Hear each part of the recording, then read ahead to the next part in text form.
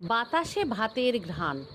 কার্তিক মাসের পড়ন্ত বেলায় বাড়ি সংলগ্ন পানাপুকুরে ডুব দিয়ে উঠে ভাতের গন্ধ পেলেন কালিদাসী।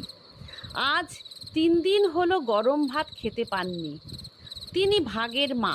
স্বামী পুলিন নস্করের মৃত্যুর পর স্বল্প পরিমাণ জমি, বাস্তভিটে, ডোবা পুকুর যা কিছু ছিল সব তাদের 3 ছেলে দেবেন, খগেন আর নগেনের মধ্যে ভাগ হয়ে যায়।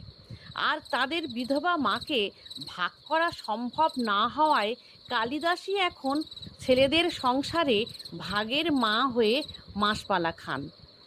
এ মাসটায় কালিদাসী বড় ছেলে দেবেনের পালায় পড়েছেন। বড় বউ পদ্ম শাশুড়ির জন্য 1 হাঁড়ি পান্তা করে আজ 3 চারেক হলো স্বামীর সঙ্গে গোসাই বাবার আশ্রমে গেছেন। ভিজে কাপড়ে ঠান্ডায়